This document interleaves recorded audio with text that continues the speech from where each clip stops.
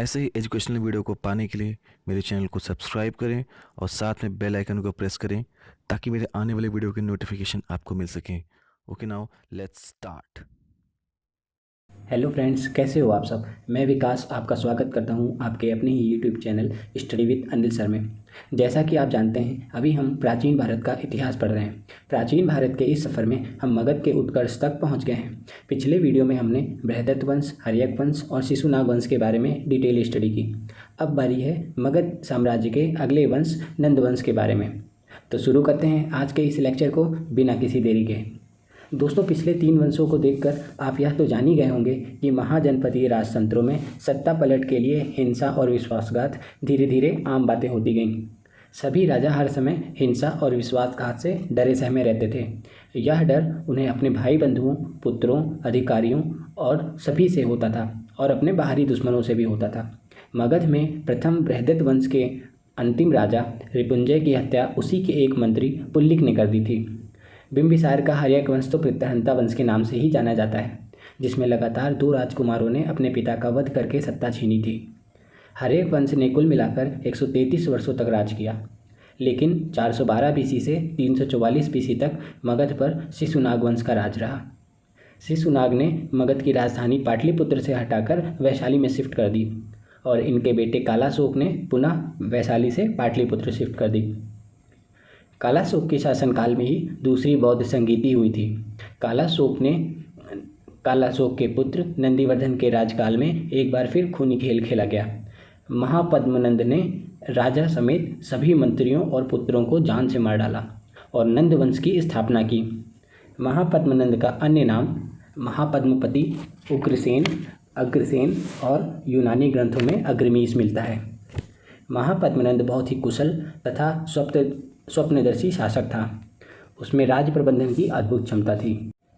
दोस्तों, इसी के साथ अब हम एग्ज़ाम के पॉइंट ऑफ व्यू से कुछ महत्वपूर्ण टॉपिक नंदवंश के बारे में पढ़ाई करेंगे। शिशुनाग वंश के बाद मगध में नंदवंश की स्थापना हुई। दोस्तों, हमने अभी देखा कि शिशुनाग वंश का अंतिम शासक कौन था? नंदीवर्धन। और नंदीवर्धन को धोखे से महापद्मनंद ने मार डाला। शिशुनाग वंश के मंत्री महापद्मनंद ने नंदवंश की स्थापना की। ये तो हमने पढ़ाई कि वहाँ का एक मंत्री था ये महापद्मनंद, और इसने ही जो शिशुनाग वंश का अंतिम शासक था नंदीवर्धन, उसको मार डाला था। ये पूरे मगध साम्राज्य के सबसे शक्तिशाली शासक थे। जो महापद्मनंद थे ये सबसे ज़्यादा शक्तिशाली थे पूरे मगध साम्राज्य के। अभी तक इससे पहले जितने भी वंश हुए हैं उनमें सबसे ज़्यादा शक्तिशाली महापद्मनंद का वंश यानी कि नंदवंशी था। महापद्मनंद व्याकरण के आचार्य पाणिनि के मित्र भी थे। तो दोस्तों, ये भी बहुत ही इंपॉर्टेंट क्वेश्चन है कि महापद्मनंद व्याकरण के आचार्य पाणिनि के मित्र भी थे। महापद्मनंद ने पहली बार कलिंग विजय की तथा वहाँ पर नहर भी खुदवाई। इस बात का उल्लेख कलिंग राज खालवेल ने हाथीकुंभा में भी किया गया है।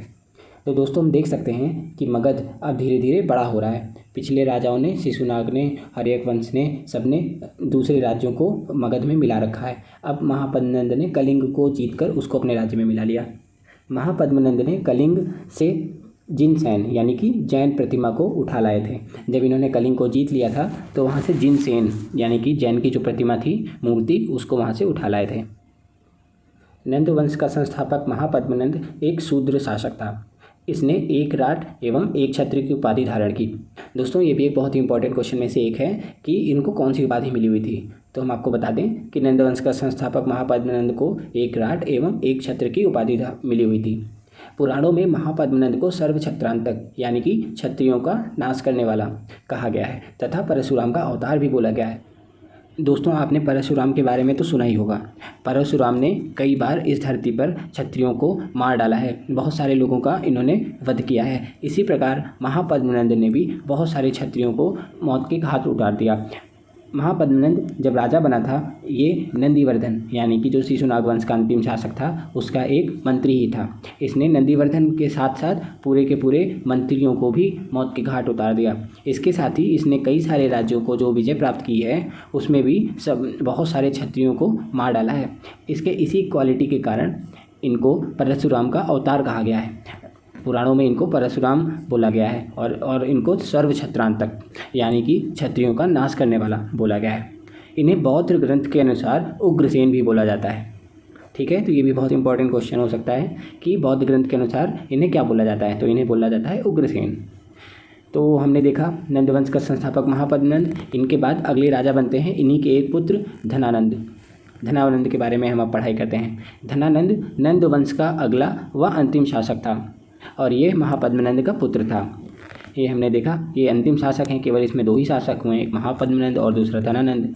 और ये जो धनानंद था ये सिकंदर का समकालीन था, सिकंदर के समय में ही धनानंद थे। धनानंद को ग्रीक लेखकों ने अग्रमीज और जैंद्रमीज कहा है।